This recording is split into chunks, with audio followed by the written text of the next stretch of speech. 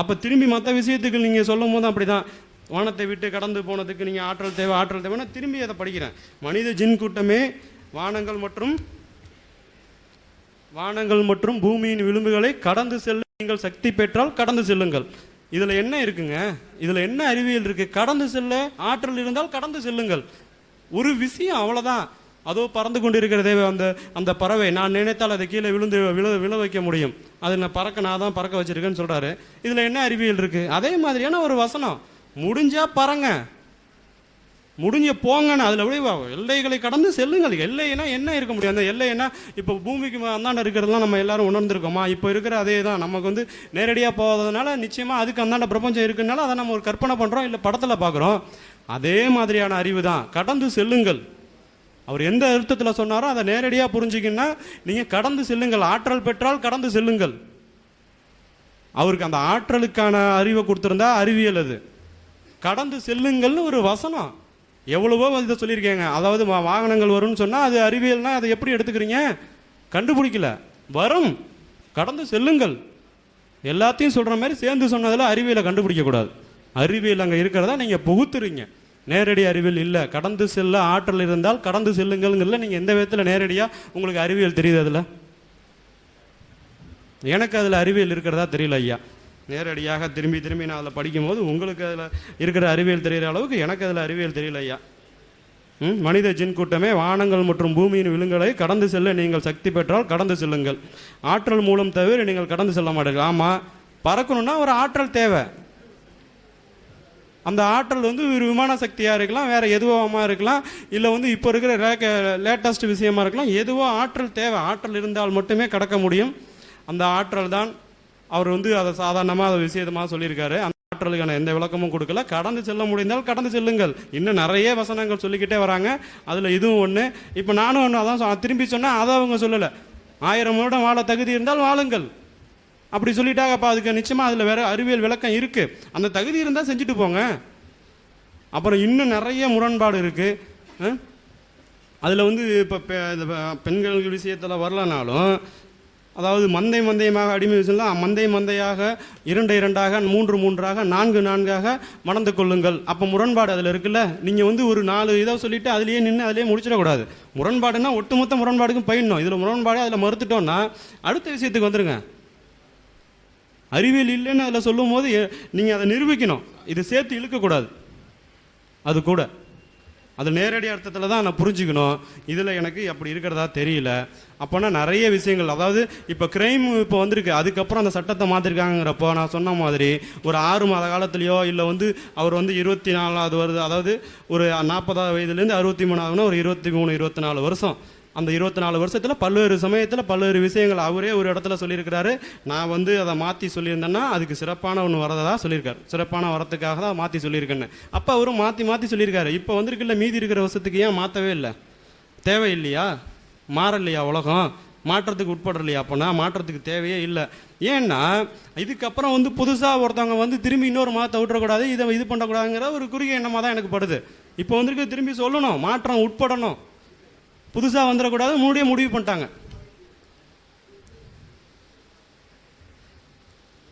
அப்புறம் இன்னும் நாங்கள் திரும்பி இந்த கேள்விகளுக்கு அவங்க பதில் சொல்லட்டும். இன்னும் நிறைய விஷயங்கள் இருக்குது. முன்னாடி சொன்ன அந்த இதுலேருந்து நிறைய முரண்படுற விஷயங்கள்லேருந்து இன்னும் நிறைய இருக்குது. ஐயா அவர்கள் இது பண்ணுவாங்க. கேள்வி கேட்டதுக்கப்புறம் அந்த முரண்பாடுகளை சொல்லலாம்.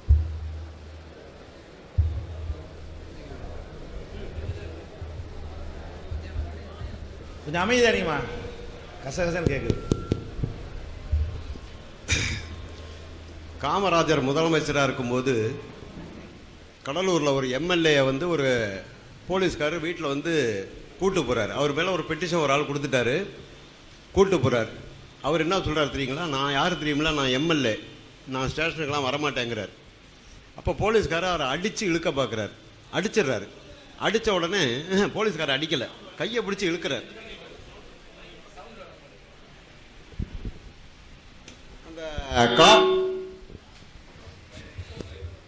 அந்த காவல்துறை அதிகாரி அந்த எம்எல்ஏ கையை பிடிச்சி இழுக்கிறார். இழுக்கும்போது இவர் அந்த போலீஸ்காரரை அடிச்சிடறாரு. அடித்த உடனே தரன்னு இழுத்துட்டு போய் ஸ்டேஷனில் உட்கார வச்சுறாரு. அதுக்குள்ளே அங்கே இருக்கிற காங்கிரஸ்காரங்க காமராஜருக்கு ஃபோன் பண்ணி இந்த மாதிரி நம்ம எம்எல்ஏ வந்து போலீஸ்காரர் அடிச்சிட்டாரு, உடனே அவரை சஸ்பெண்ட் பண்ணுங்க அப்படின்னு சொல்கிறார். உடனே காமராஜர் என்ன பண்ணார் கேட்டிங்கன்னா, இன்னொரு காங்கிரஸ்காரர் நேர்மையானவருக்கு ஃபோன் பண்ணி கேட்டு நடந்தது என்னங்கிறார். இல்லை, அந்த எம்எல்ஏ செஞ்சது தப்பு தாங்க, அவர் விசாரணைக்கு கூப்பிட்டாரு, இவர் போகலை அப்படின்னார். உடனே காமராஜர் என்ன பண்ணார் கேட்டிங்கன்னா, அந்த போலீஸ் அதிகாரிக்கு ஃபோன் பண்ணி எம்எல்ஏயை உள்ளே வைங்க, வெளியே விடாதீங்கன்ட்டு, ஜெயிலுக்குள்ளே வைங்க, வெளியே விடாதீங்க, செல்லில் வைங்கன்னார். அப்போ இருக்கிற காங்கிரஸ்காரங்க கோவம் வந்து திரும்ப காமராஜர்கிட்ட பேசுகிறாங்க, என்னையா அது நம்ம எம்எல்ஏ, அவரை எப்படி நீங்கள் உள்ளே வைக்க சொன்னார்? அப்போ ஐயா சொன்னார், காமராஜர் சொன்னார், எப்போ அவன் வந்து போலீஸ்காரனை அடிச்சிட்டானோ அவன் காங்கிரஸ்காரன் கிடையாதுன்னார். போலீஸ்காருக்கு நம்ம கட்டுப்படணும், ஏன்னா அது காவல்துறைக்கு சட்டம். அது நம்ம ஒரு தப்பு செய்யும்போது நம்மளை கூப்பிட்டு விசாரிக்க அவங்களுக்கு உரிமை இருக்குது. அது தப்பு உண்மையாக பொய்யா அது கிடையாது. இப்போ இருக்கிற காவல்துறையெல்லாம் அப்போ கிடையாது, பொய் கேஸ் போடுற காவல்துறையெல்லாம் அப்போ கிடையாது. அதனால சொல்கிறேன். அப்போது அது மாதிரி இப்போ ஐயா சொன்னாங்க, கிலோ கணக்கில் தங்கம் கொடுத்தா நாத்திகன் கூட எந்த பொண்ணையும் கட்டிக்குவான் அப்படின்னாங்க. கிலோ கணக்கில் தங்கத்தை கொடுத்து ஒரு பொண்ணை கட்டுறவன் கண்டிப்பாக நாத்திகனாக இருக்க மாட்டான். அவன் வேணால் அந்த கட்டுறதுக்கு முதல் நாள் வரைக்கும் நாத்திகனாக இருந்திருப்பான். அந்த காசுக்கு ஆசைப்பட்டு அந்த பொண்ணை கட்டினான்னா அவன் பெரியார் தொண்டன் கிடையாது. இதுதான் எங்களுடைய நிலைப்பாடு. தயவுசெய்து நீங்கள் கேள்வியை முழுக்க கேட்டு அதுக்கு முழுக்க பதில் சொன்னீங்கன்னா, ஏன்னா அந்த காலையில் அரை சமாச்சாரம் சொன்னேன், அதை பற்றியே இன்றைக்கி சாயங்காலம் வரைக்கும் பேசலாம். அது நம்ம அதுக்கு இங்கே வரல. ஒரே கேள்விக்கு திரும்ப நான் பதில் சொல்லி நீங்கள் பதில் சொல்லி அப்படி இல்லாமல், நேற்றுக்கே நான் சொன்னேன், நீங்கள் ஒரு கேள்வி கேட்டு நாங்கள் ஒரு பதில் சொல்லி நாங்கள் ஒரு கேள்வி கேட்டு வரணும்னா சீக்கிரம் அந்த விவாதம் முடியும். இவ்வளோ தூரம் வளர்க்காது. நீங்கள் ஒரு 20 கேள்வி கேட்குறீங்க, அதுக்கு நாங்கள் 5 கேள்விக்கு பதில் சொல்கிறதுக்கு எங்களுக்கு நேரம் சரியாக போயிடுது. 15 கேள்வி பாக்கி இருக்குது. அதுக்குள்ளே எங்கள் அந்த 5 இதில் நீங்கள் ஒரு 3 எடுக்கிறீங்க. இது வந்து அந்த உட்காந்துருக்கிற மக்களுக்கு விளங்குறதுக்கு ஒரு வாய்ப்பு கிடையாது. அதனால் நாங்கள் சொல்லிக்கிறது என்ன கேட்டிங்கன்னா, பணத்துக்கோ நகைக்கோ ஆசைப்பட்டு ஒருத்தன் ஒரு பொண்ணை கட்டினான்னு சொன்னால் அவன் நாத்திகன் கிடையாது, அவன் பகுத்தறிவாதி கிடையாது. அவன் சும்மா ஒரு பகுத்தறிவாதி நடிச்சிருக்கான். நாங்கள் நடிக்கிற ஆள் கிடையாது. நாங்கள்லாம் உண்மையிலுமே பகுத்தறிவாதிகள். இதை இப்போ இங்கே உட்காந்துருக்கிறவங்களாம் திருமணம் பண்ணவங்க யாரும் 10 பைசா வரதட்சணை வாங்கினது கிடையாது, 1 கிராம் தங்கம் வாங்கினது கிடையாது, வண்டி வாகனம்லாம் வாங்கினது கிடையாது. பெண்ணை விலை கொடுத்து வாங்கல. அவங்களுக்கு ஒரு வாழ்க்கை துணை தேவை. அது மாதிரி தேர்ந்தெடுத்தவங்க தான் இங்கே வந்து உட்காந்து பேசிட்டு போனவர் கூட அப்போவே சாதி மறுப்பு திருமணம் பண்ணவர் தான். இன்னும் சொன்னால் ஆச்சரியப்படுவீங்க. உட்காந்து பேசிட்டு போனவர் ஒரு ஐயர், பூணூல் கிடையாது, கடவுள் மறுப்பாளர். நேற்று அதே மாதிரி அந்த பக்கம் கருப்பா உட்காந்து பேசிட்டு போனவர் ஒரு ஐயர், கடவுள் மறுப்பாளர், எந்த மதமும் இல்லைன்னு சொல்கிறவங்க. அதனால நாங்கள் சாதி மதம் பார்க்காம, பேதம் பார்க்காம, ஏழை பணக்காரன் பார்க்காம எங்கள் வாழ்க்கைக்கு தேவையான ஒரு பொண்ணை தேர்ந்தெடுத்துக்கிறோம் பாருங்க, அவன் தான் பகுத்தறிவாதியை தவிர நீங்கள் வந்து கருப்பு சட்டை போட்டவங்க எல்லாரையுமே பகுத்தறிவாதின்னு தயவு செய்து நினச்சிடாதீங்க. அது வேறு இது வேறு. ஏன்னு கேட்டிங்கன்னாக்கா, இன்றைக்கி பெரியாருடைய சொத்துக்கு எல்லாம் ஆசைப்பட்டு இருக்கிறவங்க இருக்காங்க. நாங்கள்லாம் பெரியாருடைய கொள்கைக்காக இருக்கிறவங்க. சொத்துக்கு ஆசைப்படுறது வந்து அது வந்து கொள்கை ஆகாது. அப்புறம் ஐயா இன்னொன்று சொன்னாங்க,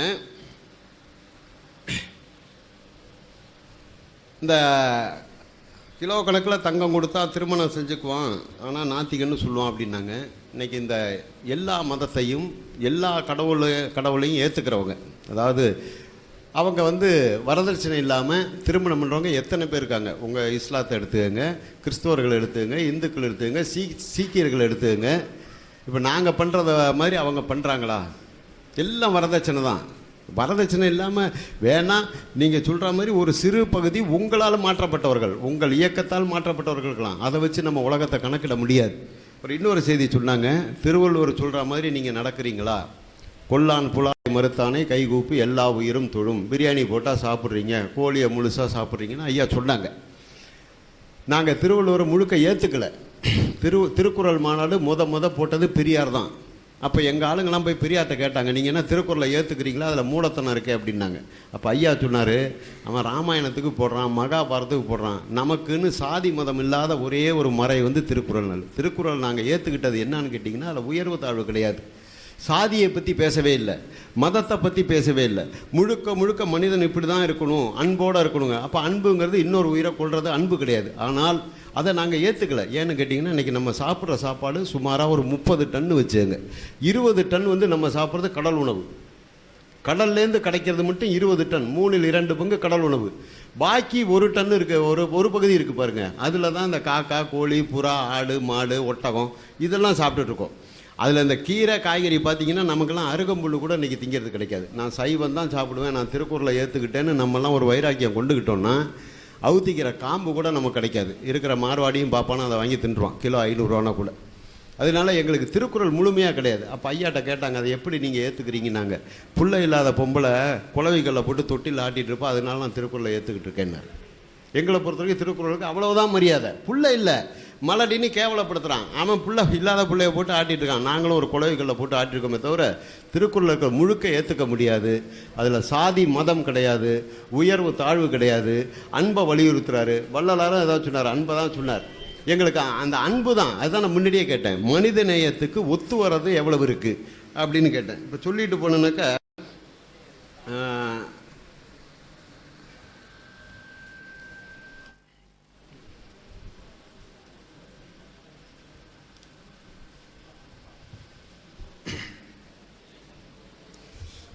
வானத்தையும் பூமியையும் அவற்றிலுள்ள சகலத்தையும் படைத்து போஷித்து பரிபக்குவப்படுத்துபவன் 6:162, வர்ண அழகன் 2:138, எல்லாம் நன்கு அறிந்தவன். தயவுசெய்து உன்னிப்பாக கவனிக்கணும், எல்லாவற்றையும் நன்கு அறிந்தவன் 2:29, ரகசியத்தையும் பரசியத்தையும் நன்கு அறிந்தவன். அவருக்கு தெரியாத சமாச்சாரமே கிடையாதுன்னு அந்த குர்ஆனில் சொல்லப்பட்டிருக்குது. இதயங்களின் உள்ளே இருப்பதை ஊடுருவி அறிய வல்லவன். உங்கள் இதயத்தில் என்ன இருக்குன்னு அவர் ஊடுருவி அறிஞ்சிடுவார். எல்லோர் மேலும் பேராற்றல் உடையவன், எல்லாரு மேலேயும் அவருக்கு பெரிய அக்கறை இருக்குது. இவங்க நல்லாக்கணும், அது உண்டா இல்லையான்னு நீங்கள் தான் முடிவு பண்ணிக்கணும். ஒவ்வொரு ஜீவராசியின் முன்குடுமியும் அவன் கையில் இருக்கிறது. எல்லா உயிர்களோட முன்குடுமியும் அவர் கையில் இருக்குதான். அவன் ஒன்றை ஆகுக என்றால் அது ஆகிவிடும்.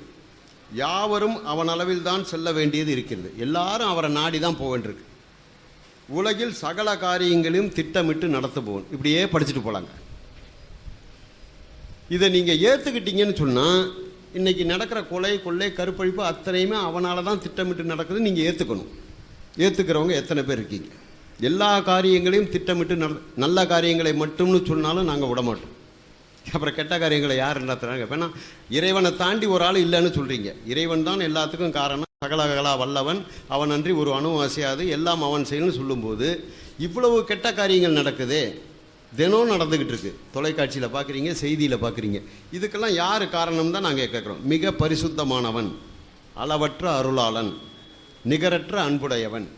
அந்த அளவற்ற அருளாளன் என்னென்ன செஞ்சார்னு பக்கத்தில் சொல்கிறாங்க பாருங்கள். அதே இதில் இதோ அவர்களுக்கு முன் எத்தனையோ கூட்டத்தினரை நாம் அழித்து இருக்கிறோம். அழித்து ஒழிச்சிருக்காங்களாம். அழித்து ஒழிக்கிறது ஒரு அன்புள்ளவன் செய்கிற வேலையா? இப்போ நாங்கள் 2 பேரும் அடிச்சுக்கிட்டு இருக்கோன்னா ஒரு அன்புள்ள நீங்கள் என்ன பண்ணும்? ஏன்ப்பா அடிச்சுக்கிறீங்க? நீ உன் வேலையை பார்த்துட்டு போப்பா, நீ உன் வேலையை பார்த்துட்டு போப்பா. 2 பேரும் அண்ணன் தம்பியாக இருங்கன்னு சொல்கிறது அன்புக்கு அடையாளம். என்ன உன்னை எதிர்த்து பேசினேன்னா போட்டு தாவங்கட்டையில் போட்டு பேத்தெடு அப்படின்னு சொல்லிட்டு அன்பு கிடையாது. அது ஒரு ஆணவம், இல்லை ஒரு அதிகாரம். நாங்கள் சொல்கிறது தான். நாங்கள் எதையுமே ஈரோட்டு கண்ணாடி போட்டு நேர் வழியில் பார்க்கறது. அவங்க சொன்னாங்க, அதான் நேற்றுக்கே சொன்னேன், பெரியார் சொன்னால் கூட நாங்கள் ஏற்றுக்க மாட்டோம். எங்களுக்கு பகுத்தறிக்கு ஒத்து வந்தால் தான் ஏற்றுக்குவோம். நூக் கை தூதராக அனுப்பி வைத்தோம், அவரை அவர்கள் பொய்யர் என்று கூறிவிட்டனர். ஆதலால் அவரை சார்ந்தோரையும் கப்பலில் ரட்சித்து விட்டு நமது வசனங்களை பொய் என்று கூறியவர்களை பெருவெள்ளத்தில் மூழ்கடித்து விட்டோம். ஏன் எங்களை மூழ்கடிக்கலை? நான் அதை அந்தமான் போயிட்டு வந்தேன். ஒரே முக்கா அமைக்கிறாங்களா? நாங்களாம் இதை எதுக்கிறவங்க தானே. அப்போ இது எந்த வகையில் உண்மை? அன்னைக்கு செஞ்ச இறைவன் இன்னைக்கே செய்யலை. எங்களுடைய கேள்வி இதுதான். நீங்கள் பகவத்கீதையில் பார்த்தாலும் இதுதான் இருக்குது, பைபிளில் பார்த்தாலும் இருக்குது. அப்போ என்னுடைய கொள்கையை ஏற்கனவே வசனங்களை பொய் என்று கூறியவர்களை பெருவெள்ளத்தில் மூழ்கடித்து விட்டோம். நாங்களாம் எப்படி நீச்சல் அடித்து தப்பிச்சு வந்தோமா? சிந்திக்க வேண்டாமா தோழர்களே? அப்போ எது உண்மை எது பொய்? ஏன் அந்த மூழ்கடித்தாலும் எங்களை விடுறதுக்கு என்ன காரணம்? நாங்கள் என்ன ஏதாவது அவருக்கு தனியாக உங்களுக்கு தெரியாமல் ஏதாவது லஞ்சம் கஞ்சம் கொடுக்குறோமோ? அப்படி கிடையாது. இதை போல் ஆத் என்னும் மக்களிடம் அவர்களுடைய சகோதர பூ தூதராக அனுப்பி வைத்தோம். அவர்கள் நம் வசனங்களை பொய்யாக்கினார்கள். ஆகவே அவரையும் அவரை சார்ந்தோரையும் நம் அருளை கொண்டு ரட்சித்து விட்டு நம் வசனங்களை விவாதித்தோரை வேறறுத்து விட்டோம். அப்போ எல்லாம் கொடுஞ்செயலாகவே இருக்குது. அடித்தேன் அழித்தேன் அவனை இம்சப்படுத்தினேன்னு ஒரு கொடுஞ்செயலாக இருக்கே தவிர இதில் அளவற்ற அருளாளனுங்கிறதுக்கு அங்கே வேலை இல்லையே. ஒரு சர்வாதிகாரின்னு சொல்லுங்கள், ஒத்துக்கலாம். ஒரு சர்வாதிகாரி, இந்த ஹிட்லர் மாதிரி, நான் அப்படி தான் செய்வேன், எனக்கு நீங்கள் எல்லாம் கட்டுப்பட்டு தான் வரணும், அப்படி அல்லாஹ் இருந்தார் அப்படின்னு சொன்னால் நான் அதை ஏற்றுக்க தயார். இது அல்லாஹ் சொன்னதாக நீங்கள் சொன்னார். கண்டிப்பாக எந்த கடவுளும் எதுவும் சொல்லலை. கடவுள் பேரை சொல்லி அதில் வாழக்கூடிய மக்கள் பிழைக்க தெரிஞ்சவன் பண்ண வேலை தான் வச்சுக்கோங்க, அது வேறு சமாச்சாரம். ஆகவே இது அளவற்ற அருளாளன் நிகரற்ற அன்பாளன் சொன்னால் அவங்க இந்த வேலையெல்லாம் செய்யலாமா? இது மாதிரி செய்வது ஒரு அன்பாளன் செய்கிற வேலையா? எவ்வளோ பெரிய எதிரியாக இருந்தாலும் அன்பை கொண்டு அடக்கணும். இப்போ சங்கராச்சாரிய ஆதிசங்கரர் என்ன பண்ணார்? புத்தர் உருவ வழிபாடு கூடாதுன்னாரு. புத்தரை வந்து அடிச்சே கொண்டாங்க. புத்தர் கையை கட்டிட்டு தான் உட்காந்துருந்தார், திருப்பி அடிக்கவே இல்லை. ஏன்னா அவர் வந்து அந்த அகிம்சையை ஏற்றுக்கிட்டவர். உன்னை ஒருத்தன் துன்புறுத்தான்னு சொன்னால் அது நீ போன பிறவியில் செஞ்ச பாவம், அதை நீ இப்போ அனுபவிச்சின்னா அடுத்த பிறவி உனக்கு கிடையாது. இப்போ நீ அவனை திருப்பி அடிச்சுன்னா திரும்ப இன்னொரு பிறவை பிறப்ப, இன்னொருத்தன் வந்து உன்னை இம்சை பண்ணுவான் அப்படின்னு சொல்லி புத்தரை வந்து அடித்து தான் கொண்டாங்க. காரணம் உருவ வழிபாடு கூடாது. இன்றைக்கி இந்த இந்து மதம் வந்து உருவ வழிபாட்டை வச்சு தான் பிழைப்பே நடத்துது. பாப்பானுங்களுக்கு பிழைக்கிறதுக்கு கோவிலும் அதில் உள்ள சிலைகளும் அதுக்கு கல்யாணம் கருமாதி தெப்பம் தேர்னு எதை பண்ணி தான் பிழைச்சிக்கிட்டு இருக்கான். அது மூடத்தனார் புத்தர். அவர் அடி கொன்னான். அப்போ அவர் கொல்லும்போது அவர் அந்த தனியாரே வாங்கிட்டார். அவர் தான் சிறந்தவர்னு அம்பேத்கர் வந்து புத்த மதத்தில் போய் சேர்ந்தார். அப்போ ஒருத்தன் அடிக்கும்போது அதை ஏற்றுக்கிறதுங்கிறது ஒரு பொறுமை. 2 பேர் சண்டை போடும்போது தீர்த்து வைக்க வேண்டியது இறைவன் ஒருத்தன் இருந்தான்னா அவனுடைய கடமை. ஐயா பேசும்போது சொன்னார், அல்லாஹ் சொல்கிறான் அப்படின்னாரு. கடைசியாக உட்காந்து பேசுகிறார். உருவம் இல்லாத அல்லாவை எப்படி ஆம்பளைன்னு கண்டுபிடிச்சிங்க? அல்லாஹ் சொன்னதுன்னு சொன்னால் ஒரு அகிரினியாக போயிடும். அல்லாஹ் சொன்னால் அப்படின்னு சொன்னால் பொண்ணாக போயிடும்.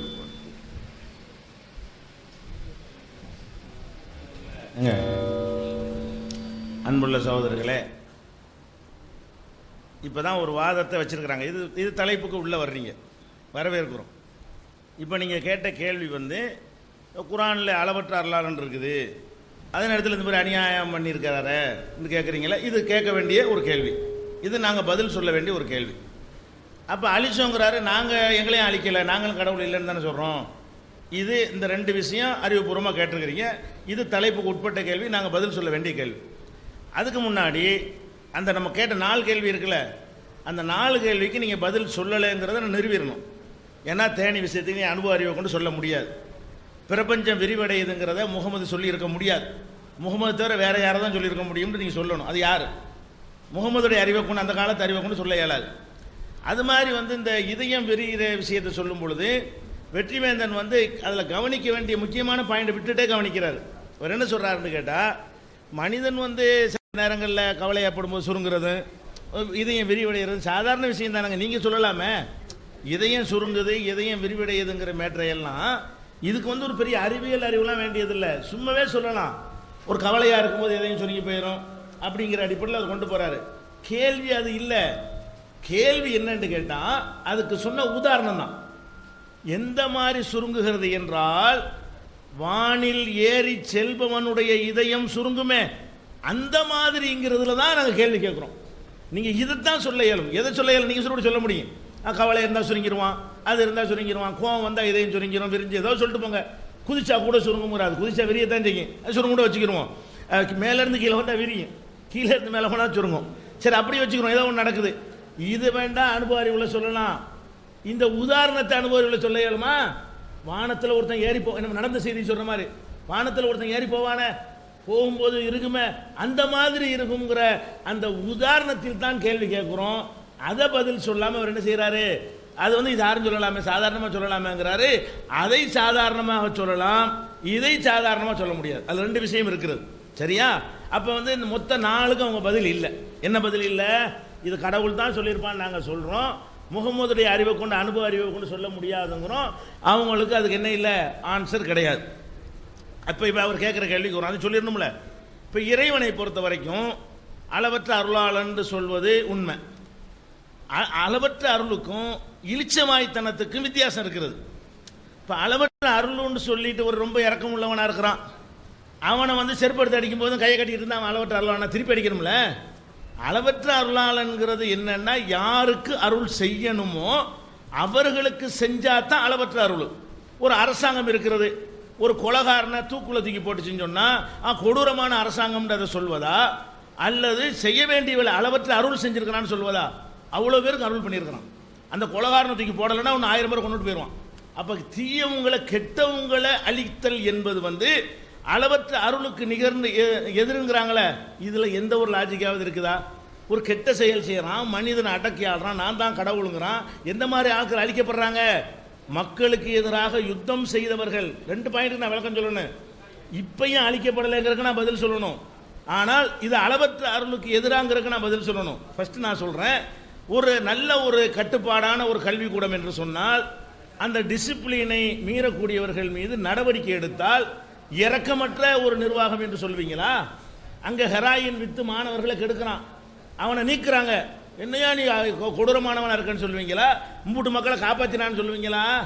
அப்போ ஒரு அரசாங்கம் வந்து செயல்கள் சிறைச்சாலைகள்லாம் வைத்துக் கொள்வது சில பேர் மேலோட்டமாக பார்த்தால் அது அடக்குமுறை மாதிரி அநியாயம் மாதிரி தெரியும். அது செஞ்சால் தான் மீதி உள்ள மக்களை காப்பாற்ற முடியும். அப்போ திருடனை பிடிச்சி தண்டிக்கிறது, கொலகாரனை தண்டிக்கிறது, அதையெல்லாம் மிஞ்சின குற்றங்களை அந்த இறை தூதர்கள் அனுப்பப்பட்ட காலத்தில் செஞ்சாங்க. அப்போ அவர்கள் இந்த உலகத்தில் அவர்களை அழிப்பது தான் மனித குலத்துக்கு செய்கிற அருள். யார் அழிக்கணும்? அந்த கெட்டவனை அழிச்சா அருள் என்பது நல்லவனுக்கு தான் அருள். அதுக்கான அயோக்கியத்தை நம்ம கொலை செய்ய போகிறோம், இந்த அருள் செய்கிறேன்னு துப்பாக்கி கையில் கொடுக்க முடியுமா? கொலை செய்ய போகிறேன்னு சொன்னால் கத்தி வச்சுருக்கேன், கத்தி இப்படி கஷ்டப்படுற, துப்பாக்கி வச்சுக்கிற ஈஸியாக கொலை பண்ணலான்னு, இது அளவற்ற அருள். அளவற்ற கத்தியை பிடிங்க ஒரே இருக்கு அவனை குத்தணும், அதான் அளவற்ற அருள். மக்களுக்கு செய்கிற அருள் என்ன? அப்போ அளவற்ற அருளுங்கிறதுக்கு என்ன விளங்கிட்டாங்கன்னா, இவர்களே வாழ்க்கையில் எதை செய்வது இல்லையோ, இவர்களே ஒரு இறக்கமுள்ள ஒரு ஆளுக்கு இங்கே பேர் எடுத்திருக்கான்னு வைங்க, அவருடைய அந்த இறக்கத்துக்கு என்ன அர்த்தம் கொடுப்பீங்க? அவரை வந்து அநியாயமாக அவருக்கு எதிராக வர்றவனை திருப்பி அடிச்சாண்டா இறக்கமாட்டோன்னு சொல்லுவீங்களா? தன்னை காத்துக்கிட்டான்னு சொல்லுவீங்களா? அப்போ நீங்களே போய் இப்போ என் பூணூலை போய் அறுத்தீங்க சொல்கிறேன், அவன் பாட்டு பூணூல் போட்டு போயிட்டு போயிட வேண்டியதானே? அப்போ இதெல்லாம் வந்து ஒரு கெட்ட செயல் செய்யும்போது அதுக்கு எதிராக கோபம் வரணும். உங்களுக்கும் வருது, எல்லாருக்கும் வரும். கோபத்தினுடைய அளவு வித்தியாசம் இருக்கு. உங்களுக்கு திருப்பி அவனை கொல்ல முடியாதனால பூணூலை அறுத்தீங்க, நீங்கள் கொஞ்சம் வலிமையாக இருந்தால் கத்தி எடுத்து குத்திருப்பீங்க. இவனை விடக்கூடாது, ஏன்னா பாப்பானையும் பள்ளி அவனையும் பாப்பானையும் பாம்பா எங்கண்டா பாப்பா நாடின்னு சொன்னார்ல, முடியலை உங்களுக்கு, இல்லாட்டி அதையும் தான் செஞ்சிருப்பீங்க.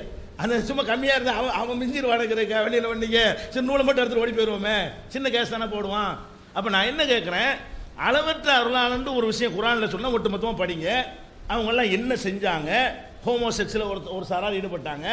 இறைவன் மேற்று மட்டும் அங்கே வரல, அழிக்கப்பட்ட ஒரு சமுதாயம் ஹோமோசெக்ஸில் ஈடுபடுகிறது, எய்ட்ஸ் பரப்புகிறது, பெண்களுக்கு வாழ்க்கை இல்லாமல் போகிறது, இது ஒரு பெரிய ஒரு சமூக தீமையாக தலையெடுக்கிறது. எல்லாரும் பாரதூரமான நோய் வந்து அழிஞ்சிடக்கூடாதுன்னு சொன்னால் இந்த மாதிரி கெட்ட செயல் அழிக்கணுன்ற ஒன்று வருது. இன்னொரு சமுதாயம் அளவு நிர்வையில் மோசடி பண்ணுகிறது. இப்படியான தப்புகள் நடக்கக்கூடிய நேரத்தில் அப்போ கடவுள் என்ன செய்கிறாரு? இதனால் மக்களுக்கு பாதிக்கப்படுறாங்கன்னா அவனை அளவற்ற அருளாளனாக இருந்தால் என்ன செய்யணும்? ஒரு அளவுக்கு விடலாம். ஒரு எல்லை, எல்லாத்துக்கும் ஒரு லிமிட் இருக்குது. ஒரு கடையில் ஒருத்தன் வேலை செய்கிறான்னு சொன்னால் அவன் சரியாக இல்லைன்னு உடனே நினைக்கிற மாட்டோம். ஒன்று பார்ப்போம், ஒரு 2 பார்ப்போம், சரி 4 3 திருந்துவான்னு பார்ப்போம். ஒவ்வொன்றுக்கும் ஒரு எல்லை. அவர் கடவுள் தனக்குன்னு ஒரு எல்லை வச்சிருப்பார். மனுஷனுக்கு அந்த உரிமை இருக்கிற மாதிரி கடவுளுக்கு இருக்கும். அவர் எந்த அளவுக்கு பொறுக்க முடியுமோ பொறுத்து பார்த்துட்டு இதுக்கு மேலே இதுக்கு லிமிட் இல்லை, பிடிச்சி மிதின்னு சொல்லி மிதிச்சா கேள்வி அளவற்ற அருளுக்கு இது நிகராங்கிறது தான் கேள்வி. அளவற்ற அருளுக்கு இது எதிரா? அளவற்ற அருள் என்றால் கெட்டவனையும் தூக்கி தலையில் வச்சு ஆடுவதுதான் அளவற்ற அருளா? கெட்டவர்களை வந்து அழிக்கிறது அளவற்ற அருளா? அப்போ அளவற்ற அருள்ங்கிறத வந்து கான்செப்டுக்கு இது குரான் எதிர்ன்னு எப்படி நீங்கள் சொல்லுவீங்க? அளவற்ற அருளுக்கு இது பொருத்தமாக இருக்குன்னு சொல்லணும். அளவற்ற அருள் ஒரு போர்வை போத்தி கொண்டு இழிச்ச வாயானாவை இருந்து கொண்டிருந்தால் அது கடவுள் கிடையாது. அப்போ இது அளவற்ற அருளுங்கிறதான் உங்களுடைய கான்செப்டாக இருந்தால் அதுக்கு இது மாற்றமானது கிடையாது. ஒன்று. இப்போ 2வது நீங்கள் கேட்குறீங்க, இப்போ ஏன் அழிக்கலைன்னு கேட்குறீங்க. அதுவும் குரானில் மொத்தமாக விட இருக்கா இல்லையா? இது மாதிரியான அழிவு இறைவன் தூதர்கள் அனுப்புவான்ல, அப்போ தான் நடத்தப்படும். ஏன்னா தூதர்னு ஒருத்தர் வந்து நான் கடவுள் தூதர்னு வந்து ரெப்ரசன்டேட்டிவாக வந்து அவர் அதற்குரிய ஆதாரங்களாம் காட்டின பிறகு எதிர்த்தான்னு சொன்னால் அப்போ தான் கடவுள் என்ன செய்கிறாரு? சில நேரங்கள் அழிச்சிருக்கிறார். தூதர்கள் அனுப்பப்படாதவங்களை சுனாமி வருது, நல்லவன் கெட்டவன்லாம் தான் அழிவான். நல்லவனையாக விட்டு கெட்டவன்லாம் அழிக்கப்படுறது. அதுக்கு இஸ்லாமே எங்களுக்கு சொல்லுத. நீங்கள் சொல்கிற மாதிரி இந்த உலகத்தில் கெட்டவனாக இருந்தால் அழிச்சிருவீங்கன்னு எங்களுக்கு இஸ்லாம் சொல்லலையே. இஸ்லாமே எங்களுக்கு என்ன சொல்லுது? இறைவனின் தூதர்கள் வந்து பிரச்சாரம் செய்கிற காலத்தில் இப்படி நடந்தால் அப்பதான் அழிக்கப்பட்டதா குரான் சொல்லுகிறது. பிரித்து அழிச்சதா? எப்படி பிரிச்சு? நல்லவனை தனியா கெட்டவனை தனியான்னு பிரித்து அழிக்கிறதுங்கிறது அப்பதான் நடக்கிறது. அப்படி இல்லாத நேரங்களில் எல்லாம் உங்களை விட்டுறது மறுமையில் தான். கெட்டவனுக்கு தண்டனை மறுமையில், நல்லவனுக்கு பரிசு மறுமையில் எங்களுக்கு மார்க்கம் சொல்லுகிறது. இப்போ அந்த நம்பிக்கை நீ போகக்கூடாது. பேசிக் என்ன? இது அளவற்ற அருளுக்கு எதிர்ன்னு உங்களுக்கு தோணுகிறது குரான். இது அளவற்ற அருளுக்கு எதிரி இல்லை. உங்களையும் அழிக்கலன்னு கேட்குறீங்க. அதுக்கும் காரணம் சொல்லியாச்சு. இப்போ இறை தூதர்கள் யார் வர? நபிகள் தான். முகமது நபி கடைசி தூதர் வந்திருக்கிற காலத்தில் அவரை தாங்க முடியாத அளவுக்கு அக்கிரம தலதுங்கிற மாதிரி இருந்தால் சில நேரங்களில் என்ன செய்வார்? கடவுள் அழிப்பார். சில நேரங்கள் அவங்கள கூட அழிக்காமல் விடுவார். தூதர்கள் கூட பாதிக்கப்படுற மாதிரியும் நடத்தி இருக்கிறார். ஆனால் தூதர்கள் இல்லாமல் அழிக்கப்படுவது கிடையாது. தூதர்கள் இல்லாத காலத்தில் கெட்டமனையாக பொறுக்கி அழிக்கிறதுங்கிறது இஸ்லாத்தில் இல்லை. இதையும் குரான் தான் சொல்லுது. ஒட்டுமொத்த கான்செப்டை வச்சுக்கிட்டு தான் நீ கேள்வி கேட்கணும். அந்த புவனன்கிறவர் அறகுறையாக 1-2 வசனத்தை எழுதி வச்சிருக்காரு. அந்த புத்தகம் அந்த காலத்தில் நாங்கள் படித்த புத்தகம் தான். அந்த புஸ்தகங்கள் நாங்கள் கன்னியாகுமரியிலே நாங்கள் இருக்கும்போது அந்த புஸ்தகம் வெளியானது. அப்போவே நாங்கள் அந்த புஸ்தகத்தை படித்து இந்த புழு விவரம் இல்லாமல் முழுசாக ஒரு இஸ்லாத்தை பற்றி விமர்சிக்கிறாருன்னா அதை பற்றி குர்ஆன் என்ன ஒட்டுமொத்த கருத்துன்னு ஒரு பார்த்து சொல்லலை. அடுத்த சில கேள்விகளை இந்த பலதார மனத்தை பற்றி அவர் கேட்டிருக்கிறாரு. ஒன்றுக்கு நான் சொல்லத்தான் வேண்டி இருக்கிறது. இப்படியான கேள்வி கேளுங்க. 1 2 2 3 3 4 4 இதெல்லாம் சரியான அதெல்லாம் கேட்கலாம். தலைப்பில் இருக்குது. உங்கள் 2வது தலைப்புலையே அதெல்லாம் நீங்கள் கேட்கணும்னு நாங்கள் விரும்புகிறோம். இஸ்லாத்தை பற்றி உங்களுக்கு இருக்கிற சந்தேகங்களை நீங்கள் கேட்டால் தான் அது தெளிவும் உங்களுக்கு கிடைக்கும். அதனால் நீங்கள் நல்லா கேட்கணும். நாங்கள் சந்தோஷம் தலைப்புக்கு வெளியே போகிறது தான் எங்களுக்கு பிரச்சனையே தவிர இவன் அந்த ஐயா நேற்று கேட்டதான் தப்புன்னு சொன்னோம். இதே கேள்வி நேற்று கேட்டார் தப்புண்டோம். ஏன் கடவுள் இருக்கிறானே இல்லை அதுக்கு அதுலேயும் தாண்டி இன்னைக்கு அதை நானே சரிங்கிறேன். ஏன்னா நாங்கள் கேள்விகளுக்கு அஞ்சுற ஆளுக்கு கிடையாது. அதுக்குரிய சரியான கிரவுண்டில் நின்றுவாங்க. அந்த ஐயாவுடைய கேள்விக்கு பதில் என்னன்னு கேட்டால், கெட்டவர்களை அழித்தல் என்பது அளவற்ற அருளுக்கு எதிருங்கிறீங்களா? சில கேள்விக்கு கேள்வியே பதிலாகும்ல. அவர் சொன்னார்ல, அதுக்கு தான் நான் கேட்குறேன். கெட்டவர்களை அழிப்பது என்பது அளவற்ற அருளுக்கு எதிரா? இப்படி தான் உங்கள் வாழ்க்கையில் அமைத்துக் கொள்வீர்களா? மீதி தொடருங்க. அஸ்ஸலாமு அலைக்கும்.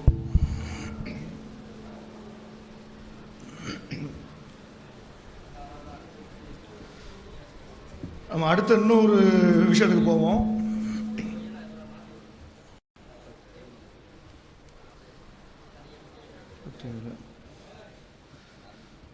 அல்லாஹ் குர்ஆன்ல சொல்லும்போது பூமியில் கர்வத்துடன் நடக்கிறத பற்றி சொல்கிறான். பூமியில் ரொம்ப திமிரா அகம்பாவமா எங்களுக்கு மட்டும்தான் எல்லாம் தெரியும், மற்றவங்க சொல்கிறதெல்லாம் தப்பு அப்படி என்று சிலர் ரொம்ப அகம்பாவமாக நடப்பவர்களை பற்றி சொல்லும்போது சொல்கிறான்,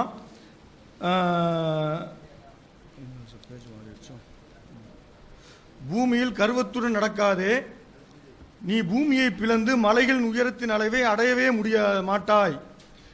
இன்னக்கலன் தஹரிக்கல் அர்ல ஒலன் தபுலாங்குல் ஜிபால தூலா, நீ பூமியை பிளந்து மலைகளின் உயரத்தின் அளவை அடையவே மாட்டாய் அப்படின்னு சொல்லிட்டு 17வது அத்தியாயத்தின் 37வது வசனத்தில் சொல்கிறான். 17வது அத்தியாயத்தின் 37வது வசனத்தில் சொல்கிறான். ஏற்கனவே அல்லாஹ் சொன்னா, நமக்கு எல்லாம் நினைச்சிட்டு இருப்போம், நமக்கு சின்ன பிள்ளையா இருக்கும் குழி தோண்டி விளையாடுவோம், குழியை தோண்டி உள்ள காலையெல்லாம் விட்டு விளையாடுவோம், பீச்சுக்குள்ள எல்லாம் போனால் காலை விட்டு விளையாடுவோம். பூமிக்கு உள்ள போறது நமக்கு கஷ்டமா தெரியாது, மேலே போறது தான் கஷ்டம் நினைச்சிட்டு இருந்தோம். பறக்க முடியாது, நமக்கு மேலே போறது தான் கஷ்டம் நினைச்சிட்டு இருந்தோம். ஆனா 1400 வருஷத்துக்கு முன்னாடி அல்லாஹ் சொன்னா, நீ மேலே போக முடியும், பூமியின் எல்லையை தாண்டி போக முடியும், உனக்கு சக்தி இருந்தால் வானத்தின் எல்லையும் தாண்டி போக முடியும் அப்படின்னு அப்ப சொன்னான் அல்லாஹ். அது நமக்கு புரிதாக ஒரு அறிவியல் உண்மையாக இருக்குது. வானத்திற்கு மேல் ஏறும்போது உன்னுடைய உள்ளம் என்ன ஆகுங்கிறத சொன்னான். இப்ப சொல்றான், நீ பூமிக்குள்ள போக முடியும் நினைச்சுக்கிட்டு இருக்கிறிய, பூமிக்குள்ள நான் அதிகமா போக முடியாது, ஒரு குறிப்பிட்ட அளவுக்கு தான் போக முடியும். வானத்தின் பூமியின் எல்லையை தாண்டி போகலாம், வானத்தின் எல்லையை தாண்டி போகலாம், பூமியில ஒரு குறிப்பிட்ட ஆழத்துக்கு மேல உன்னால போக முடியாது அல்லாஹ் சொல்றான். என்ன அளவு சொல்றான், என்ன ஆழம் சொல்றான்? ஒரு மலையுடைய ஆழம் உயரம் எவ்வளவோ அந்த ஆழத்துக்கு நீ கீழே போக முடியாது.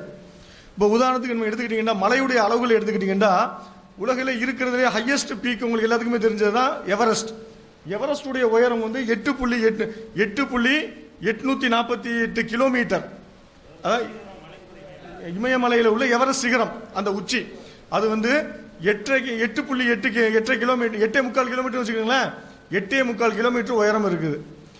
இப்படியே நீங்க படிப்படியாக குறைச்சிக்கிட்டே வந்தீங்கன்னா, விக்கிபீடியாவில் ஒரு லிஸ்ட் போட்டிருக்கிறான், மலைகளுடைய உயரம் சொல்லி நீங்க போட்டீங்கன்னா லிஸ்ட் வரும். அதில் அதிகபட்சமாக 109 பட்டியல் மலைகள் லிஸ்ட் போட்டிருக்கிறான். 109வது மலையாக லுக்கர் சார் அப்படின்னு சொல்லிட்டு ஒரு மலையை சொல்றான். இது 7.2 கிலோமீட்டர் உயரம் இருக்குது. 109வது மலை 7.2 கிலோமீட்டர் உயரம் இருக்குது. இப்போ 7.2 இந்த அளவே வச்சுக்கிறோமே, ரொம்ப உச்சம் எவரெஸ்ட் சிகரத்து கூட வேண்டாம், குறைந்தபட்சமாக இதை எடுத்துக்கிறோமே, சராசரியாக ஒரு 109வது மலையாக இது இருக்குன்னு சொல்லிட்டு லிஸ்ட் போட்டிருக்கிறான். இதோட பட்டியல் முடிஞ்சு போச்சு, அதனால அதை வச்சு பேசுறோம். இந்த 7 கிலோமீட்டர் அதெல்லாம் சின்ன சின்ன குன்றாக இருக்கும். இப்ப 7 கிலோமீட்டர் ஆழத்துக்கு உன்னால் பூமிக்குள்ள போக முடியாதுன்னு அல்லாஹ் குர்ஆன்ல சொல்றான். இதான் அதுக்கு இந்த வசனத்துக்கு அர்த்தம். இப்ப மனிதன் பெட்ரோல் எடுக்கிறான், என்னென்னமோ செய்யறான், தங்கத்தை தோண்டி எடுக்கிறான், இரும்பை தோண்டி எடுக்கிறான், அப்படி கனிமங்கள் எல்லாம் தோண்டி எடுப்பதற்காக சுரங்கங்கள்லாம் அமைக்கிறான். இவன் மனிதன் எவ்வளவு தூரம் இது வரைக்கும் ஆழமா போயிருக்கான்னு பார்த்தோம்னா, அதிகபட்சமா அவன் போயிருக்கிறது 3.90 கிலோமீட்டர் தான். 4 கிலோமீட்டர் கூட நான் போகல. 4 கிலோமீட்டருக்கு 100 மீட்டர் குறைவாக தான் போயிருக்கிறான். இருக்கிறதுலேயே 3.90 கிலோமீட்டர் தூரம் தான் அவன் போயிருக்கிறான். 4 கிலோமீட்டரை விட குறைவாகத்தான் போயிருக்கிறான். இதை விட அதிகமாக இதுவரை மனிதன் போனதே இல்லை. இது எங்க போயிருக்கான்னு சொன்னா சவுத் ஆப்பிரிக்காவில் உள்ள தௌத்துனா அப்படின்ற ஒரு தங்க சுரங்கம். அந்த சுரங்கத்துடைய படையை தான் நீங்க பாக்குறீங்க. இது வந்து பழைய சுரங்கம். இந்த பழைய சுரங்கத்துல 2.4 கிலோமீட்டர் போயிருந்தான். அது இன்னும் ஆழமா தோண்டி இப்ப என்ன போயிருக்கிறான்டா 3.90 கிலோமீட்டர்.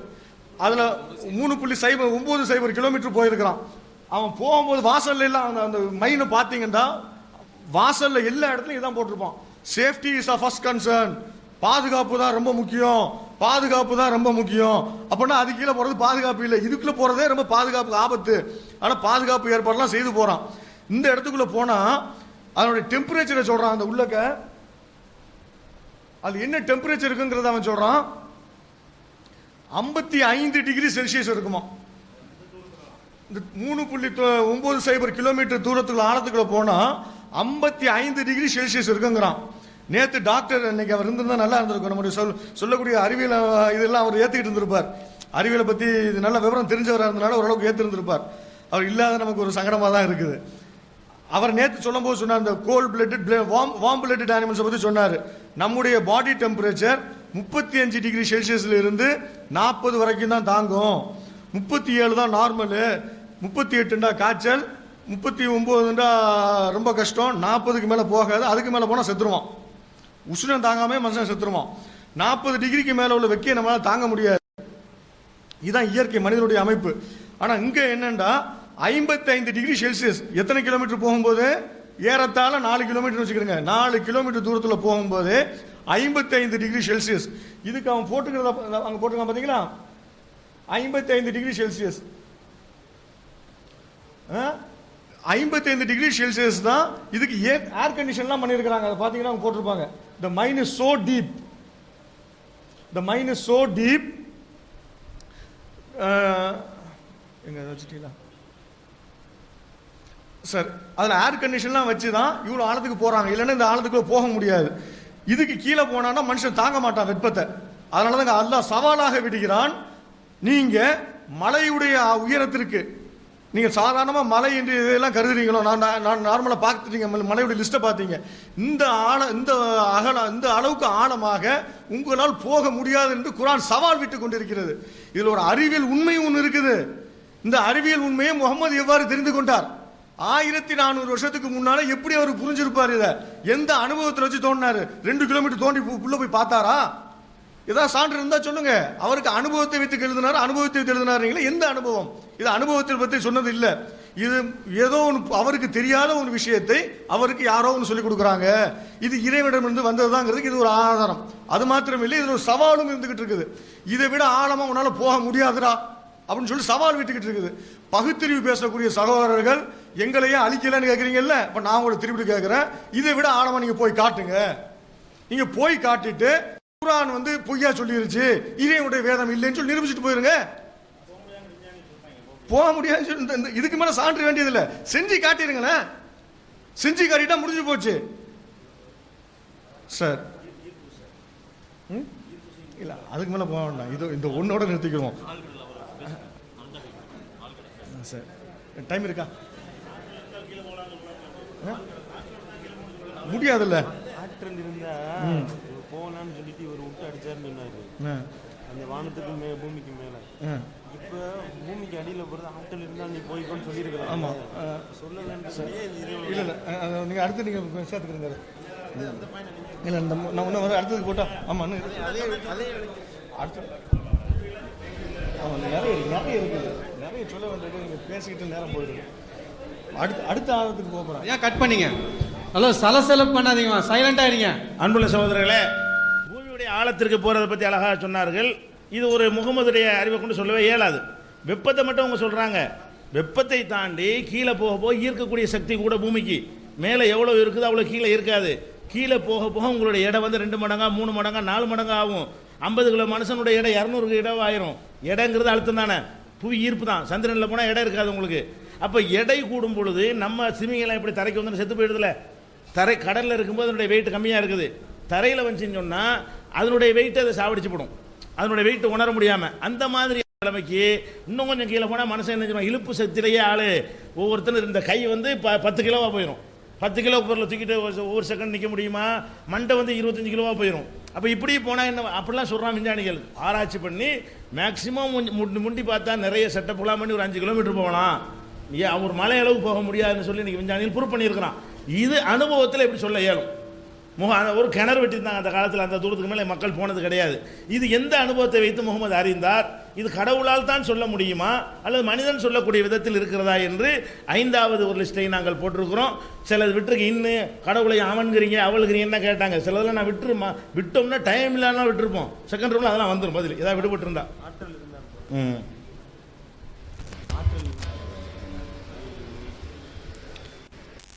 மீண்டும் வணக்கம்.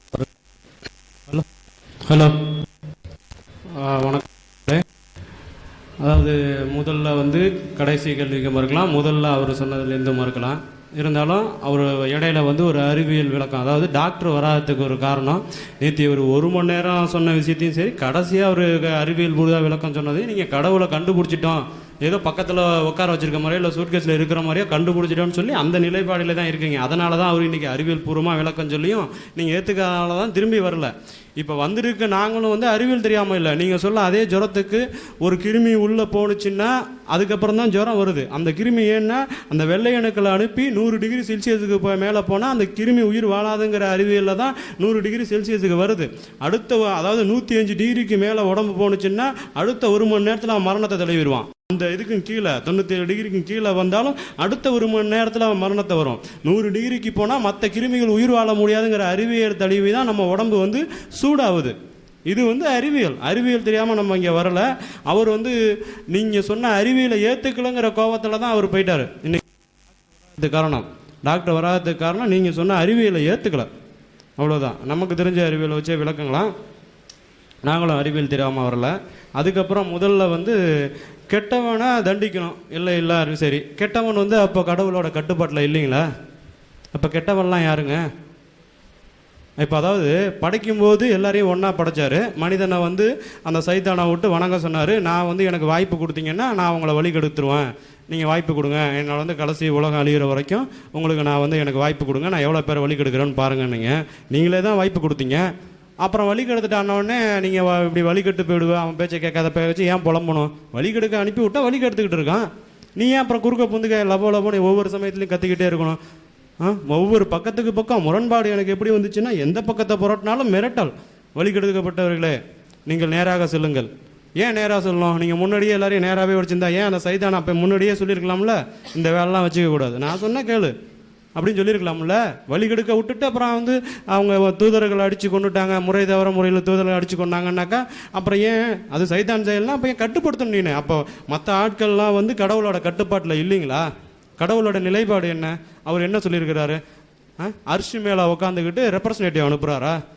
ஒரு சரியான பிஸ்னஸ் மேன் மாதிரி பேசிகிட்டு இருக்கீங்க. அரிசி மேலே உட்காந்துக்கிட்டு ஒரு பிஸ்னஸ் மேன் மாதிரி முதல்ல ஆள் அனுப்புறது, அதை வந்து சொல்லிவிட்டு கேட்கலன்னா அவங்கள அழிச்சிடுறது, வெறுமனே அதுவும் இல்லாமல் மற்ற சமயத்தில் வந்து எந்த விதமான இதுவும் இல்லாமல் அவங்களே வேற அடித்து கொண்டுடுறாங்க சொன்ன வந்த ஆளையே. சமயத்தில் தான் அதாவது மொத்தம் ஒரு 7 பேரை பிறவைன்னு சமூகம் அப்புறம் இன்னும் ஒரு சிற குறுகிய காலங்களில் தான் அடித்து கொண்டு இருக்காங்க. மற்றது எந்த விதமான ஆதாரமும் வழங்கப்படல. வந்தாங்க சொல்கிறாங்க, கேட்கலன்னா மிரட்டுறாங்க. திடீர்னு அது என்ன மிரட்டதுக்கு காரணம் என்னன்னா, முன்னாடி இருக்க சமூகத்தை நீ பார்க்கலையா என்ன? அதாவது கொல்லப்பட்டவர்கள் யாரும் மிகப்பெரிய குற்றங்கள் செய்கிறதா குரானில் போடல. கடவுளை ஏக கடவுளை மறுத்தவர்கள் அவங்க வந்து வேற ஒரு கடவுளை கும்பிட்டுக்கிட்டு இருந்தாங்க. அதாவது உருவம் உள்ளவங்களை கும்பிட்டாங்க, அது குற்றம் ஆயிடுமா? உடனே அவங்க கொண்டுட்டோம். திடீர்னு ஒரு இடி இறங்குனுச்சு, அவங்கள நீங்கள் பார்க்கலீங்களா? நீங்கள் வந்து மால சமுதாயத்தில் இருக்கிறவர்கள் பார்க்கவில்லையா?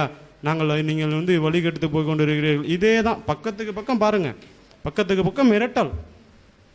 வழிகெடுத்து போயிட்டாங்கன்னா வழிகெடுக்க வச்சதும் அவர் தானே. நான் முன்னாடியே சொன்ன மாதிரி ஒரு மரத்திலிருந்து ஒரு இலை விழுந்தாலும் கடவுளோட என்னுடைய அனுமதி இல்லாமல் செய்ய மாட்டேன்னு சொல்லிவிட்டு அப்புறம் வழிகெடுத்து போனவங்கெல்லாம் வசப்படுறது எதுக்கு? அல்ல, அதாவது சைத்தானை யார் படைச்சது? அவரை வழிகெடுக்க விட்டது யார்? வழிகெடுக்க விட்டான்னா அப்படியே போயிட்டுருங்க, நேராக அப்புறம் ஏன் திரும்பி வந்து ஒரு ரெப்ரசன்டேட்டிவ் மாரி அரசியலில் உட்காந்துக்கிட்டு ஏன் அப்புறம் ஆட்சி கீழே இறங்கி வரணும்? ஒரு ரூல்ஸை போடுறீங்க, சரி சட்டத்திட்டங்கள் சிறப்பாக இருக்குன்னு நீங்கள் சொல்கிறீங்க, ரூல்ஸை போட்டிங்கல்ல, ஒருத்தவங்க மீறுறாங்க. அதாவது சாதாரண ஒரு விஷயம், அதாவது விவாகரத்து இதாகவே இருக்கட்டும், 3 தடவை தலாக் சொன்னாக்கா அதுக்கப்புறம் வந்து ஈஸியாக நீங்கள் அதுக்கு முழு விளக்கங்கள் சொல்கிறீங்க. சரி 3 தடவை தலாக் சொன்னாக்கா அவங்கள வந்து ஈஸியாக அதாவது வச்சு நாங்கள் குடும்பம் நடத்த முடியலன்னா பிரச்சனை வரும். அதுக்கப்புறம் நம்ம அதை சண்டை போட்டுக்கிட்டு இருக்கணும். அதில் 3 தடவை சொல்லிவிட்டு ஈஸியாக விலகிக்கலாம். மற்றவங்க மாதிரி 1 வருஷம் காத்திருந்து அதுக்கப்புறம் மகந்த கஷ்டத்துக்கு நடுவில் அவங்கள வச்சு சித்திரவதை பண்ணாமல் ஈஸியாக சொல்லிடலான்னு. சரி, ஈஸியாக சொல்கிறத மட்டுமே பயன்படுத்திக்கிட்டு அவங்களுக்கு திரும்பி மகர் கொடுக்காம அவங்கள கழட்டி விட்டவங்க இங்கே இந்தியாவில் இல்லையா? எனக்கு தெரிஞ்ச நிறையா பேர் இருக்காங்க. இங்கே ஆதாரபூர்வமாக ஒன்றா காமிக்கிறேன். அப்போது அவங்க எந்த விதத்தில் அல்லாஹ் தண்டிக்கிறார்? அப்போ வெறும் பேச்சு மூலியா, அதாவது ஒரு புத்தகத்து மூலியமாக சொல்லிட்டாக்கா அல்லாஹ் வேலை முடிஞ்சு போயிடுச்சாங்க. அதை வந்து எப்படி தட்டி கேட்கணுமா இல்லையா? இதுக்கு கேட்டால் மறுமையில் தண்டிப்பார்னா அப்போ இப்போ நிகழ்காலத்தில் எப்படியே தண்டிப்பார்? அப்புறம் எதுக்கு அந்த விஷயம், எதுக்கு அந்த புத்தகம்? மறுமையில் தண்டிப்பார்னா இப்போ வந்து நீங்கள் சொல்லியிருக்க விஷயத்துக்கு அதுக்கு நீங்கள் எப்படி நீங்கள் வந்து அவர் கட்டுப்படுத்துறீங்க? மனுஷனை எப்படி கட்டுப்படுத்துறீங்க? மனுஷனோட செயல்களில் கடவுளோட ஆளுமை எந்த விதத்தில் இருக்குது? அதாவது அது எல்லைக்கோடு. நீங்கள் கடவுளை மறுத்தா மட்டும் கொண்டுட்டு அது நியாயம் இருப்பாதுங்க. கடவுளை வந்து மறுத்தா உடனே அதை கொள்ளுறது நியாயமாக எனக்கு படலை. இந்த மாதிரி முரண்பட்ட கருத்துகள் ஒவ்வொன்றுத்துலேயும் அதாவது நீங்கள் ஒரு கற்புன்னு ஒரு இடத்துல சொல்கிறீங்க, ஆணுக்கு கற்பு தேவைன்னு அந்த இதில் இருக்குது. அப்புறம் வந்து ஒரே ஆளை வந்து சாதாரணமாக 4 கல்யாணம் பண்ணிக்கலாம். வலதுகரம் கைப்பற்றிய பெண்ணுன்னா அடிமை பெண்களை வந்து நீங்கள் இஷ்டம் போல் வச்சுக்கலாம். அதுக்கப்புறம் வந்து 2 அதாவது அனாதை பெண்களை வந்து அவங்கள வந்து இஷ்டம் போல் 2 3 உங்களுடைய ஆதரவு தேடி அனாதையாக இருக்கிற பெண்களை எவ்வளோ பேர், அதாவது 4 கிட்டத்தட்ட ஒரு 12 16ன்னு வச்சுங்களேன். அப்புறம் கணக்கு இல்லாமல் நீங்கள் பட்டே வச்சுக்கிட்டு அப்புறம் கருப்பு எங்கேருந்து வருது? அதில் இப்படி முரண்பாடு மாறி மாறி மாறி இருக்குது. அப்புறம் திரும்பி அதே வந்து அந்த அறிவியலுக்கு போவோம். முன்னாடி சொல்லதில்ல, அதாவது நீங்கள் இறைவேதம்னு அதை பிடிச்சிக்கிட்டு அதுக்கு எல்லாத்துக்கும் ஒரு காரணம் கற்பிச்சுக்கிட்டு இருந்தால் அது உங்களுக்கு அப்படி தாங்க தோணும். இதில் நம்ம அப்படி திரும்பி எப்படி விளக்கம் சொல்ல முடியும்? நீங்கள் அறிவியல் அப்போ நீங்கள் இப்போ சாதாரணமாக சொல்ல வரும்போது இந்த 5000 கிலோமீட்டர் இந்த 500 மீட்டர் உள்ளே போனாக்கா அது வந்து மூச்சு திணறி நீங்கள் இறந்துடுவீங்கன்னு அதை சொல்லிவிட்டு அதை சொல்லியிருந்தால் நீங்கள் ஏற்றுக்க வேண்டியதான். அந்த அளவுக்கு ஒரு அறிவு இருக்குன்னா அப்போ இல்லை, அது அவர் சொல்லியிருக்கலாம். அப்படி சொல்லலையே, இருட்டில் ஒரு மிகப்பெரிய குகை உள்ள நீ அந்த அளவுக்கு ஒரு குகை அவர் பார்த்துருந்தா அதை உள்ளே விழுந்தாக்க நம்ம மேலே வருவோமான்னு அவருக்கு தெரியாதா? அப்படி தான் தர்க்கம்னா அப்படி தாங்க பண்ணோம். அந்த காலத்தில் அவர் எப்போ எந்த விதத்தில் சொன்னார்? 1500 வருஷத்துக்கு முந்தைய எப்படி சொன்னார்? ஒரு மிகப்பெரிய ஒரு மலை அளவுக்கு இருக்கிற குகை உள்ள மனுஷன் போயிட்டு வந்துடுவான்னு நினச்சிட்டா அவரால் முடிஞ்சிருக்குன்னு தோணும் இருக்குமா? அதுக்கு புதுசாக ஒரு ஆள் வந்து சொல்லணுங்கிற அவசியம்லாம் இல்லை. சூப்பர் பவர்லாம் வரணும்னு அவசியம் இல்லை. எல்லாத்துக்கும் அறிவியலை கூப்பிட்ருக்கேன். நேற்று சொன்ன அறிவியலுக்கு ஏற்றுக்கவே இல்லை நீங்கள், இன்றைக்கி அறிவியலை கூப்பிட்றீங்க. ஐயா போயிட்டாருன்னா நேற்று சொன்ன அறிவியல் தான் இன்றைக்கி இருந்திருப்பார்ல அவர். நேற்று வந்து நீங்கள் வந்து அவர் வந்து உங்கள்கிட்ட வந்து தவறான ஒரு விளக்கம் சொல்லணுங்கிற எந்த அவசியம் இல்லை. அவர் ஒரு நாளைக்கு ஒரு 18 ஆப்ரேஷன் பண்ணக்கூடிய ஒரு எம்டி படித்த ஒரு டாக்டரு. அவர் வந்து ஏகப்பட்ட கலெக்ஷனோட வந்து இங்கே வந்து நமக்காக செஞ்சு காமிக்கிறார். அவர் உங்கள் விதத்தில் அவங்க வந்து எப்படி, ஏன், அதனால் அவருக்கு என்ன ஆதாரம்? ஏதாச்சும் ஒரு மதத்து சார்பாக சொல்லி உங்களை ஆள் சேர்த்துருந்தாக்கா அப்படி ஆள் சேர்க்குறவங்களுக்கு பணம் வருது, அது மூலியமாக வேணால் ஒரு லாபம் அடைஞ்சிருக்கலாம். இல்லைன்னு சொல்கிறதுனால என்ன லாபம் கிடைக்க முடியும்? அவர் உண்மையை சொன்னார், அதை நீங்கள் ஏற்றுக்கவே இல்லை. இப்போ சொல்லிட்டு போகிறதுனால எனக்கு ஏதாச்சும் யாராச்சும் கொடுக்க போகிறாங்களா? என்னுடைய 2 நாள் வேலை போச்சு வீட்டில் தான், இதனால் எனக்கு என்ன லாபம் கிடைக்க முடியும்? அவர் சொன்னதை நீங்கள் ஏற்றுக்கலாம், வரலை. அவர் இருந்திருந்தால் சிறப்பாக இருக்குன்னு சொன்னால் நீங்கள் தானே அவங்க இது பண்ணல. இப்போ நீங்கள் உங்களோட சொல்கிற விதத்தில் எந்த விதத்தில் அறிவியலுக்கு நாங்கள் ஒவ்வொருத்தரையும் அதை மறுத்து சொல்கிறோமே, எங்களுக்கு அறிவியலாக பண்ணலையா? அதை நீங்கள் அந்த சமயத்தில் எந்த அறிவியல் நீங்கள் சொல்கிறீங்க? கோத்துக்கிறீங்க. அங்கே இருக்கிற நீங்கள் சொல்கிறது அறிவியல் தான், அதை மறுக்கலையே. அறிவியல் பூர்வமான விளக்கத்தில் சொல்லியிருக்கிற விஷயத்தை கூட சேர்த்துக்கிறீங்க. அப்போ அவர் சொல்லியிருக்கிற விஷயத்துக்கு நேரடியான அர்த்தம். அதாவது நீங்கள் சொல்கிற மாதிரி 5000 கிலோமீட்டர் ஆழம் இருக்கிறதுல உள்ளே விழுந்தால் அழுத்தம் தாங்காமல் இறந்துருவீங்க, வெப்பம் அதிகமாக இருக்குன்னு சொல்லியிருக்காரா? ஒரு இடத்துல கூட அப்படி அறிவியல் அவர் சொல்லவே இல்லை, நேரடியான விதத்தில் சொல்லவே இல்லை. நீங்கள் அதில் சேர்த்துக்கிறீங்க, அறிவியலை சேர்த்துக்கிறீங்க. ஆனால் நேற்று நாங்கள் அறிவியல் பூர்வமாகவே சொன்ன விஷயத்த நீங்கள் எடுத்துக்கவே இல்லை. வேண்டுங்கிற இடத்துல அறிவியலை விட்டுற வேண்டியது, வேண்டாத இடத்துல அறிவியலை சேர்த்துக்க வேண்டியது. எல்லா இடத்துலையும் முரண்பாடுன்னா முன்னாடி, அதாவது உள்ள குரான்லையும் இதே தான். ஒரு விஷயத்தில் வந்து கலாலான்னு ஒரு விஷயத்துலையும் மற்ற ஒரு இடத்துல, அதாவது சொத்துக்கள் பிரிக்கக்கூடிய இடத்துலையும் முரண்பாடு இருக்குது. கலாலாவில் வந்து மாற்றி இதில் வந்து என்ன சொன்னீங்கன்னா புகாரியை வந்து ஒரு இடத்துல சேர்த்துக்கணும். அப்போ புகாரியோட அர்த்தத்தின் பேரில் தான் அந்த இடத்த விளங்கிக்க முடியும். கலாலாவில் அந்த அதிகாரத்தை வந்து நீங்கள் முழுசாக விளங்கிக்கணும்னா புகாரியை படிக்கணும்னு சொல்கிறீங்க. இன்னொரு இடத்துல நபிகள் நாயகத்துக்கு வந்து 6 மாதம் வந்து பிறக்கணம் இல்லாமல் இருந்தார், அவருக்கு வந்து ஒரு சூன்யம் பிடிச்சிருச்சு. அதனால் வந்து அவர் மனைவி கூட உணர்வு கொண்டதையோ இல்லை வந்து உணவு வந்ததையோ கூட தெரியாத அளவுக்கு ஒரு பிறக்கணம் இல்லாத இருந்தார் அப்படின்னு புகாரி சொன்னுச்சு. அதனால் புகாரியை நீங்கள் ஏற்றுக்கக்கூடாது. அப்படி சொல்லிவிட்டு அவர் எந்தெந்த சமயத்தில் அந்த அதிகாரத்தை சொன்னார்னு தெரியாமல் போயிடும். அதனால் ஒட்டுமொத்த குரானையே மறுக்க வேண்டியிருக்கும். புகாரியை விட்டுருங்க. விட்டுறணும்னா விட்டுறணும், அறிவியலை விட்டுருங்க, புகாரியை விட்டுறீங்களா விட்டுருங்க. திரும்பி கூப்பிடாதீங்க. அதை ஈஞ்சல் வேகத்தை விட்டுட்டிங்கன்னா விட்டுறணும். திரும்பி அதுலேருந்து கொஞ்சத்தை மட்டும் எடுத்துக்கிட்டு மாற்றாமல் எடுத்துக்கிட்டோங்க. தேவைங்கிறப்ப விட்டுறது, தேவையில்லாதப்ப எடுத்துக்கிறது. இது அறிவியல் இல்லையே, இது பகுத்தறிவா? நேரடியாக வரணும், அப்படியே வந்துக்கிட்டே இருக்கணும். இன்னும் முரண்பாடுனா ஊழுக்க, அதாவது கற்பு விஷயத்துலையும் சரி எல்லா விஷயத்துக்கும் புட்டு புட்டு வைக்கலாம்.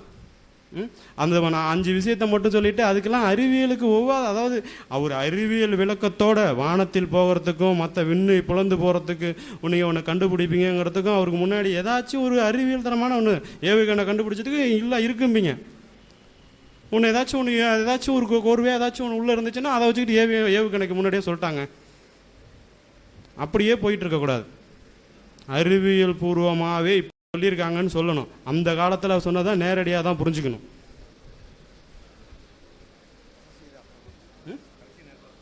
சரிங்க.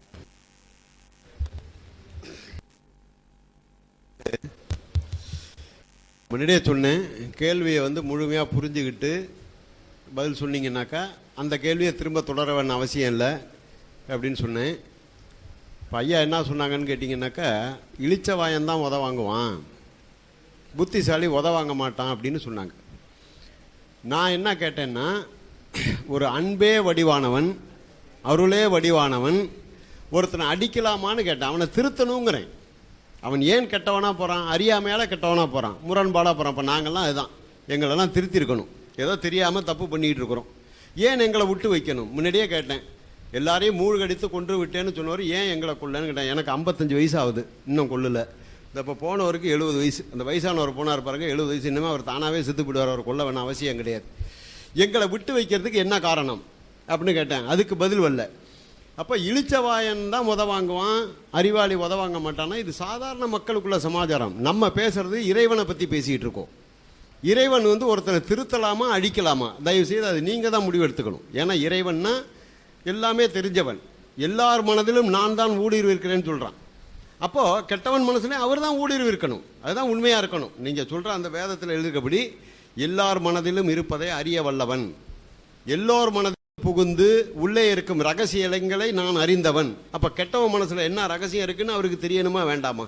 அப்புறம் எப்படி அவனை அழிக்கலாம்? தயவுசெய்து சிந்தனை பண்ணி பார்க்கணும். நான் முரண்பாடாக பேசுகிறேன்னா இல்லை அது உங்களுக்கு எதாவது புரியுதா? புரியாதவங்க யாராக இருந்தால் சொன்னால் நான் விவரமாக சொல்கிறேன். எல்லார் மனசிலும் நான் தான் இருக்கிறேன், ஒவ்வொரு காரியத்தையும் நான் தான் திட்டமிட்டு செய்கிறேன். என்ன எல்லா காரியங்களையும் திட்டமிட்டு நடத்துவோம் நான் தான் சொல்கிறாரு. அப்போ ஒருத்தர் கெடுதல் செய்கிறான்னா அந்த காரியத்தையும் அவர் தானங்க திட்டமிட்டு நடத்தி ஆகணும். அது எப்படி அவன் மேலே பழி போட முடியும்? நல்லா சிந்தனை பண்ணி பார்க்கணும். அதனால் எங்களுடைய கருத்து உங்களுக்கு முரண்பட்டு பேசுறதுங்கிறது கிடையாது. முதல்ல தயவு செய்து அதை புரிஞ்சுக்கணும். நீங்கள் சொல்கிறதெல்லாம் மறுக்கணுங்கிறது எங்களுடைய கருத்து கிடையாது. உண்மையா பொய்யா, இது ஒத்து வருமா அப்படிங்கிறத நீ சிந்திக்கணும். ஐயா சொன்னாங்க, நீங்கள் பாப்பானை எதிரிப்பீங்க, அவனை கொள்கிற அளவுக்கு உங்களுக்கு தைரியம் கிடையாது, அதனால தான் பூணூலை மட்டும் வெட்டுறீங்க அப்படின்னு சொன்னார். இப்போ நான் ஒரு சமுதாய விரோத செயல் பண்ணுறேன், ஒரு குற்றம் பண்ணுறேன், என்ன கவர்மெண்ட்டு தூக்கில் போட்டுறான் அப்படின்னா அது எனக்கு தண்டனை கிடையாது. அது என் மனைவி மக்களுக்கு தான் தண்டனை. என்னை இழந்து அவங்க துன்பப்படுறாங்க, சாகர மட்டும், வருமானம் இல்லாமல் பட்னி பசியில் கிடக்கிறாங்க. நான் ஒரு தப்பு செஞ்சால் எனக்கு தான் தண்டனை கொடுக்கணுமே தவிர என் குடும்பத்துக்கு தண்டனை கொடுக்குறது ஒரு நியதி ஆகாது, நேர்மை கிடையாது.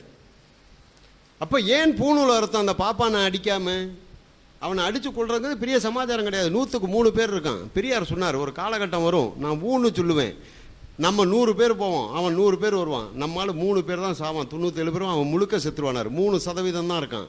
ஆனால் அது நம்ம செய்யறதுக்காக இல்லை, அவனையும் மனிதனாக மதிப்போம், திருத்த பார்ப்போம்னு சொன்னார். ஆப்பிரிக்கா போகிறார் பெரியார், அங்கே பாப்பானை அடிக்கிறான் நீக்கிறோம், அங்கே பாப்பானுக்காக வாதாடுறாரு. அவனும் மனுஷன் தானே, அவனை எப்படி அடிக்கிறீங்கிறார். எங்களுக்கு மனித நேயம் தாங்க, பாப்பான் கிடையாது. இந்து மதத்தில் இந்தியாவில் எங்களுக்கு பாப்பான் எதிரி, அதுதான் நீங்கள் புரிஞ்சுக்கணும். அப்போ ஏன் பூணூலை அறுத்தார்? ஆவணி ஆவட்டம் அன்னைக்கு நாங்கள்லாம் சின்ன பிள்ளைல திருச்சியில் வேடிக்கை பார்ப்போம், தஞ்சாவூரில் வேடிக்கை பார்ப்போம். பூணூலையும் குடுமையும் வெட்டி ஒரு கவரில் போட்டு பெரியாருக்கு அனுப்பணும். மறுநாள் வரும், விடுதலையில் வரும், தஞ்சை மாவட்டம் 125 பூணூல் 125 குடுமி, திருச்சி மாவட்டம் 85 பூ. நான் என்ன படித்த ஞாபகம்லாம் எனக்கு இருக்குது, வரும். என்ன காரணம்?